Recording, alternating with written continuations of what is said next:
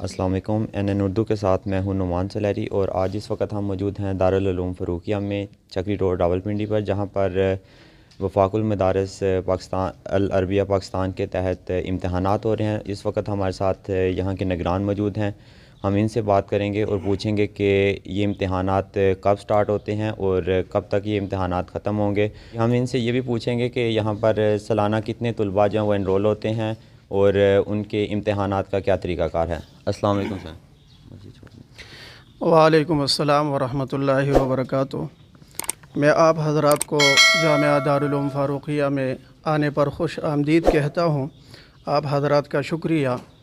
میرا نام بنیامین ہے، اس امتحان کا نگران اعلیٰ ہوں۔ ہمارے پاس اب اس حال میں 156 طلباء حضرات امتحان دے رہے ہیں، اور نگرانی کرنے والے حضرات مجھ سمیت 7 علماء کرام ہیں۔ میرے علاوہ 6 حضرات ہیں۔ الحمدللہ وفاق المدارس العربیہ پاکستان کے تحت جو اس سال صرف دور حدیث سے فراغت حاصل کرنے والے علماء اور عالمات، ان کی مجموعی تعداد 37,000 ہے، جس میں سے 22 حضرات عالمات ہیں اور 15,000 علماء کرام ہیں، جبکہ حفظ کا امتحان دینے والے طلباء اور طالبات کی تعداد 89,000 ہے۔ الحمدللہ تمام بورڈوں میں سب سے زیادہ طلباء جو ملک اور قوم کی خدمت کے لیے حضرات علماء اور عالمات کو تیار کر رہے ہیں، وہ وفاق المدارس العربیہ پاکستان ہے۔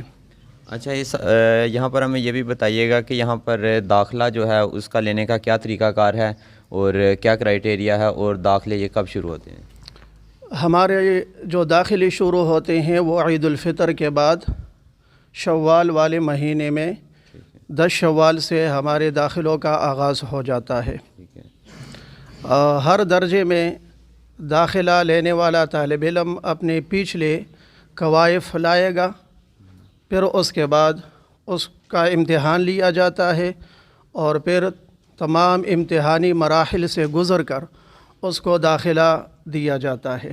جی، اس وقت ہمارے ساتھ عبداللہ خدامی صاحب موجود ہیں، جو دارالعلوم فاروقیہ کی انتظامیہ کے رکن ہیں۔ ہم ان سے اس دارالعلوم کے بارے میں تھوڑی سی معلومات لیں گے کہ یہاں پر جو دارالعلوم ہے اس میں پڑھائی کا کیا طریقہ کار ہے اور اس کا اسلامی معاشرے میں کیا کردار ہے۔ جی، وعلیکم السلام ورحمۃ اللہ وبرکاتہ۔ میں سب سے پہلے دارالعلوم فاروقیہ کے اندر این اردو کی ہماری ٹیم کو، آپ کو دونوں دوستوں کو ویلکم کرتا ہوں۔ اور دارالعلوم فاروقیہ یہ قدیمی درسگاہ ہے۔